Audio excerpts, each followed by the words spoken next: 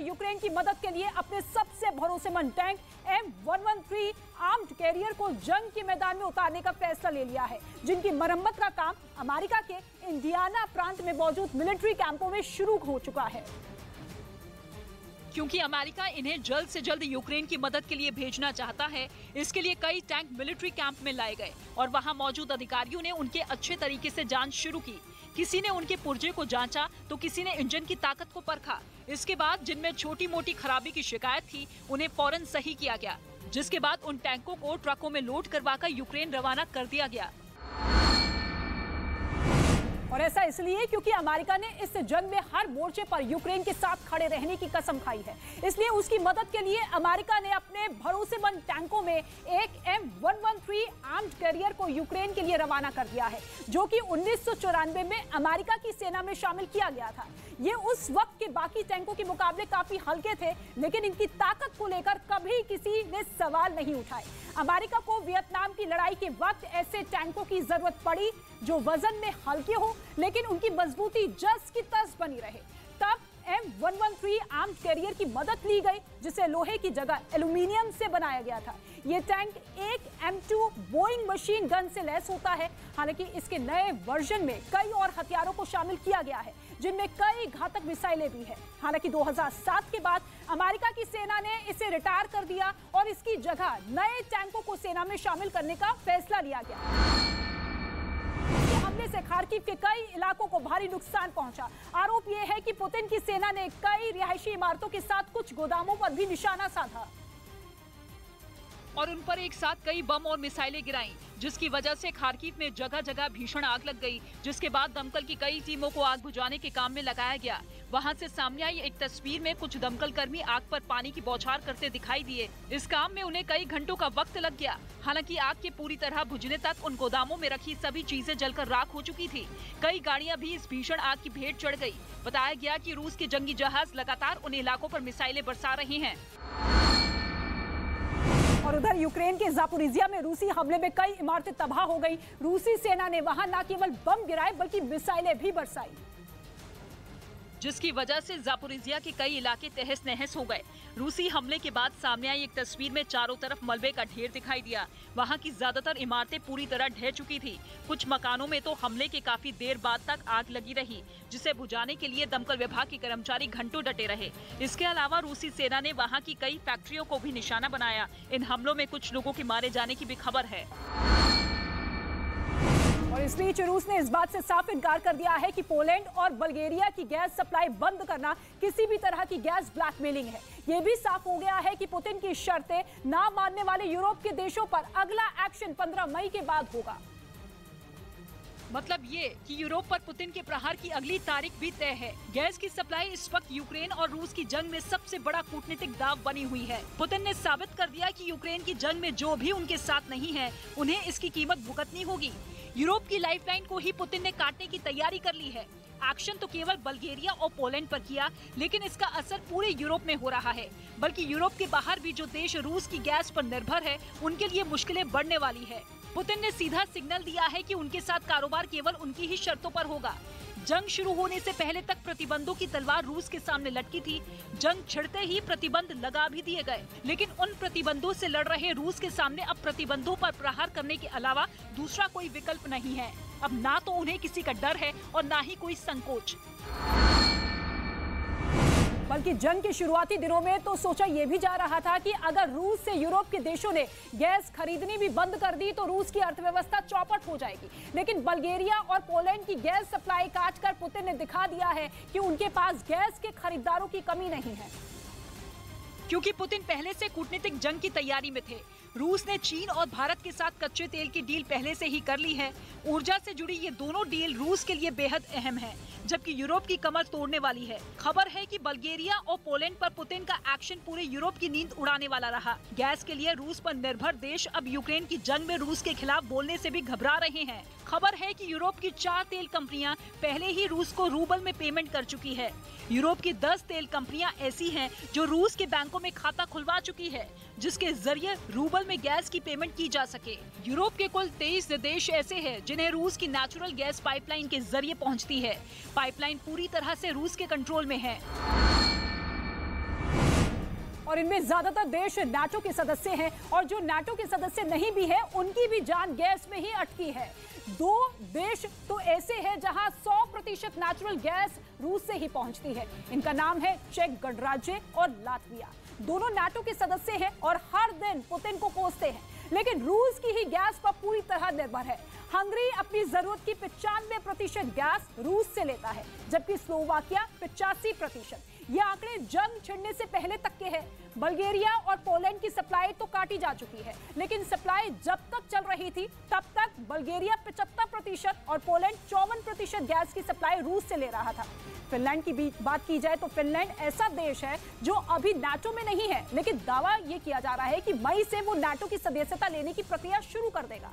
रूस बार बार इस पर ऐतराज जता रहा है। फिनलैंड अपनी जरूरत की 67% गैस रूस से लेता है। दिलचस्प खेल है जर्मनी का। जर्मनी यूरोप का सबसे ताकतवर मुल्क माना जाता है। नाटो में भी और यूरोपियन यूनियन में भी जर्मनी का अच्छा खासा दबदबा है, जबकि जंग से पहले तक जर्मनी को रूस का भी दोस्त माना जाता था।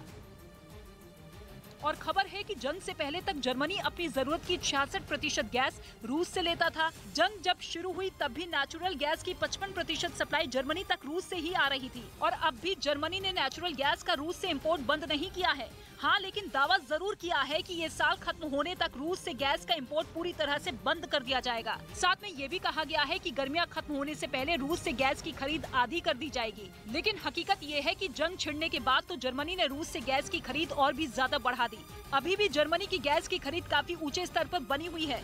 जर्मनी की कोशिश है कि वो अपने नेचुरल गैस के भंडार को पूरी तरह से भर ले। जर्मनी की इसी नीति को यूरोप में उसका डबल स्टैंडर्ड भी कहा जा रहा है। मतलब ये कि जिस वक्त ज़ेलेंस्की यूरोप का साथ मांग रहे थे, रूस से गैस की खरीद रोकने की अपील कर रहे थे, उस वक्त भी जर्मनी रूस की जेब भर रहा था। खबर है कि 24 अप्रैल की जंग के बाद से ही जर्मनी ने गैस के लिए रूस को 910 करोड़ यूरो यानी कि करीब 73,000 करोड़ रुपए का भुगतान किया है।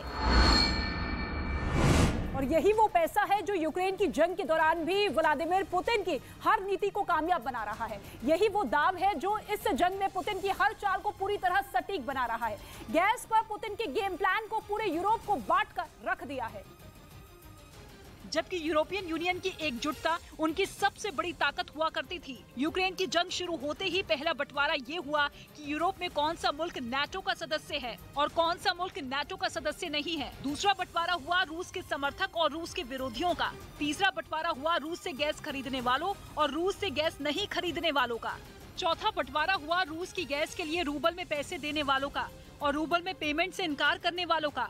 पांचवा बंटवारा हुआ रूस से गैस की सप्लाई कम करने और बढ़ाने वाले मुल्कों का। अभी भी ये बंटवारा कम नहीं हुआ। जर्मनी की तरफ यूरोप के देशों का बढ़ता हुआ अविश्वास पुतिन की बड़ी जीत है। खबर है कि यूरोप के कई देशों में गैस की बढ़ती कीमतें हाहाकार पैदा कर चुकी है। महंगाई की वजह से त्राहिमाम है। ऊपर से गैस की अगर किल्लत हो गई तो हालात बेकाबू हो जाएंगे। कुछ देशों में तो राजनीतिक उठापटक का दौर भी केवल गैस की किल्लत के कारण शुरू हो चुका है। उधर यूक्रेन पर रूस के हमले की एक और बड़ी वजह सामने आई है। बताया ये गया है कि पुतिन की नजर यूक्रेन के सफेद सोने यानी कि लिथियम के भंडार पर है, जिसका इस्तेमाल स्मार्टफोन और लैपटॉप से लेकर इलेक्ट्रिक गाड़ियों तक की बैटरियों में किया जाता है। और यूक्रेन के पास इसका एक बहुत बड़ा भंडार है। माना जा रहा है कि रूस के यूक्रेन पर हमले के पीछे ये भी एक बड़ी वजह है। हालांकि 2 महीने पहले यूक्रेन के नाटो देशों से नजदीकी की वजह बताकर पुतिन ने हमला किया, लेकिन अब कहा जा रहा है कि पुतिन का मकसद यूक्रेन के इसी सफेद सोने के भंडार को हथियाना भी है, क्योंकि वो जानते हैं कि लिथियम आने वाले दिनों में दुनिया के लिए सोने से भी ज्यादा कीमती होने वाला है, जिसका अकूत भंडार यूक्रेन के पास है।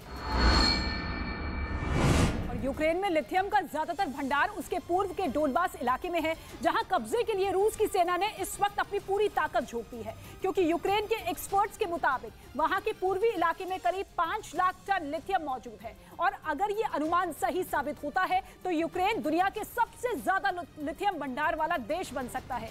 बताया ये जाता है कि सफेद सोने की ये खान वहां जापोरिजिया, इसके साथ ही यूरोवोहराद और डोनेस्क में सबसे ज्यादा है। लेकिन यूक्रेन में मौजूद इस लिथियम भंडार का अभी तक इस्तेमाल ही शुरू नहीं हो पाया। यानी कि यूक्रेन के पास कीमती लिथियम तो है, लेकिन उसने अभी तक उसका फायदा नहीं उठाया। यूक्रेन के राष्ट्रपति ज़ेलेंस्की ने कुछ महीने पहले ही अपने देश के इस कीमती भंडार के इस्तेमाल के लिए कदम उठाने शुरू कर दिए थे। जिसके लिए उन्होंने 2021 में ऑस्ट्रेलिया और चीन की कंपनियों से यूक्रेन में मौजूद लिथियम, कोबाल्ट, कॉपर और निकल जैसे खनिजों के भंडार की खोज करने और उन्हें निकालने के लिए करार भी किए। हालांकि युद्ध की वजह से जेलेंस्की के सफेद सोने से यूक्रेन को चमकाने का सपना चकनाचूर होता दिख रहा है, जिसकी वजह है पुतिन। क्योंकि अगर वो अपने प्लान में कामयाब रहे तो लिथियम के इस भंडार पर भी उनका राज हो जाएगा। हालांकि उनके लिए ये इतना आसान भी नहीं होने वाला, क्योंकि पिछले साल नवंबर में ऑस्ट्रेलिया की कंपनी यूरोपियन लिथियम ने यूक्रेन में डोनेस्क और यूरोवोहराद में मौजूद भंडारों से लिथियम निकालने के अधिकार हासिल किए थे। उसी महीने चीन की एक कंपनी ने भी दोनों इलाकों के लिथियम भंडारों के अधिकार पाने के लिए आवेदन किया था।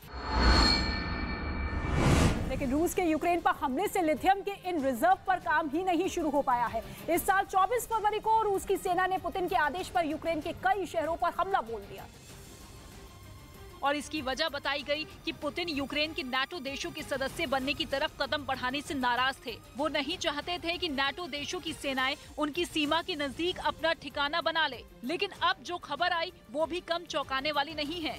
कहा जा रहा है कि पुतिन नाटो देशों से दूरी तो चाहते ही थे, मगर इसी बहाने वो यूक्रेन के लिथियम भंडार को भी हथियाना चाहते थे। खुद पुतिन भी यूक्रेन में एक नहीं बल्कि कई गोल पूरे करने की बात कह रहे हैं। В освоении и раскрытии потенциалов всех наших регионов. और इसकी वजह है आने वाले वक्त में चांदी जैसे सफेद मेटल लिथियम की दुनिया भर में बढ़ने वाली भारी मांग, क्योंकि इस धातु का इस्तेमाल बैटरियों बनाने में हो रही है। वही बैटरी जिसका इस्तेमाल आपके स्मार्टफोन, लैपटॉप और इलेक्ट्रिक गाड़ियों में भी होता है। यही वजह है कि क्लीन एनर्जी का भविष्य माने जाने वाले लिथियम के पीछे पूरी दुनिया पड़ी हुई है, क्योंकि लिथियम बैटरियां दूसरी बैटरियों की तुलना में ज्यादा ताकतवर और हल्की होती है। साथ ही लिथियम आयन बैटरियां लेड एसिड बैटरियों की तुलना में ज्यादा लंबे समय तक चलती है, यानी ये ज्यादा एनर्जी स्टोर कर सकती है। लिथियम आयन बैटरियों से लैस इलेक्ट्रिक कार या स्कूटर को ज्यादा समय तक ड्राइव किया जा सकता है। और अभी दुनिया में करीब 1 करोड़ इलेक्ट्रिक कारें हैं, जिनके इस दशक के अंत तक 14 करोड़ हो जाने का अनुमान है। तो ज्यादा इलेक्ट्रिक कारों का मतलब होगा ज्यादा लिथियम बैटरियों की मांग। और अभी एक इलेक्ट्रिक गाड़ी की बैटरी में भी कम से कम 8 किलो लिथियम की जरूरत पड़ती है। यही नहीं, हर साल दुनिया भर में 7 अरब लिथियम आयन बैटरियां बेची जाती है और इसके 2027 तक बढ़कर 15 अरब हो जाने का पूरा अनुमान है। और रूस के राष्ट्रपति पुतिन भी लिथियम की इस अहमियत को जरूर समझते होंगे, तभी तो कहा जा रहा है कि यूक्रेन से भी उनकी नजर व्हाइट गोल्ड माने जाने वाले लिथियम पर भी है। हालांकि रूस के पास भी लिथियम का एक बड़ा भंडार है, जो कि करीब 10 लाख टन होने का अनुमान है। तो फिर क्या वजह हो सकती है कि वो यूक्रेन के लिथियम भंडार के पीछे पड़े हैं? असल में जमीन के नीचे पाए जाने वाले लिथियम को निकालने के लिए खुदाई करनी पड़ती है, जिसके लिए विस्फोटकों का इस्तेमाल और ड्रिलिंग की जाती है। बताया जाता है कि रूस के पास लिथियम को निकालने के लिए पर्याप्त प्लांट नहीं है, क्योंकि वहाँ उसे निकालना काफी महंगा पड़ता है। यही नहीं, रूस का लिथियम भंडार पूर्वी साइबेरिया जैसे बेहद ठंडे इलाके में है, जहाँ से थोड़ा सा लिथियम निकालने में ही बड़ा खर्च आता है और वो काफी मुश्किल भी होता है। यही वजह है कि पुतिन के जंग छेड़ने के पीछे लिथियम को भी एक वजह बताया जा रहा है। और वहीं 2 महीने से यूक्रेन के साथ जंग लड़ रहा रूस अब उसकी ऐसी घेराबंदी करने में जुट गया है कि जेलेंस्की की मददगार यूरोप के देशों को खाने पीने के सामान की कमी से जूझना पड़ सकता है। इसके लिए वो यूक्रेन की सीमा से लगते समंदर में एक चक्रव्यूह रच रहा है। एक ऐसा चक्रव्यूह जो यूक्रेन के साथ साथ उसके मददगारों की गले की भी फांस बन सकता है। असल में रूस एक एक करके यूक्रेन के बंदरगाह वाले शहरों को निशाना बना रहा है। एक तरफ रूस की सेना ने यूक्रेन को जमीनी जंग में उलझा रखा है, तो दूसरी तरफ उसने समंदर में भी जाल बिछाना शुरू कर दिया। और रूस के इस चक्रव्यूह का मकसद ये है कि यूक्रेन से निर्यात होने वाली चीजें और वहाँ दूसरे देशों से पहुँचने वाली मदद दोनों को रोक दिया जाए, ताकि जेलेंस्की को जल्द से जल्द झुकाया जा सके। क्योंकि पिछले 2 महीने से जेलेंस्की की सेना ने रूसी सैनिकों को कड़ी टक्कर दी, जिसमें उसे अमेरिका के साथ यूरोप के दूसरे देशों से मिलने वाले हथियारों और दूसरी मदद की बड़ी भूमिका रही। जिसके बाद माना जा रहा है कि पुतिन ने भी अब यूरोप के देशों को भूख से तड़पाने के प्लान पर काम और तेज कर दिया। हालांकि रूसी सेना ने मारिउपोल और बर्दियांस्क जैसे बड़े बंदरगाह वाले शहरों पर कब्जा करके इस प्लान को कामयाब करने की तरफ कदम पहले ही बढ़ा दिए थे। लेकिन कहा जा रहा है कि रूस ने अब एक और बंदरगाह वाले शहर ओदेसा की भी पूरी तरह से घेराबंदी कर दी है। यानी पुतिन की सेना ने यूक्रेन की समुद्री सीमाओं को पूरी तरह सील कर दिया। और यही बात न सिर्फ यूक्रेन के लिए बल्कि पूरे यूरोप के लिए चिंता बढ़ाने वाली है, क्योंकि इससे काला सागर से होने वाली यूक्रेन का निर्यात पूरी तरह ठप हो जाएगा। तो यही है पुतिन का यूक्रेन की मदद करने वाले देशों को भूख से तड़पाने का प्लान।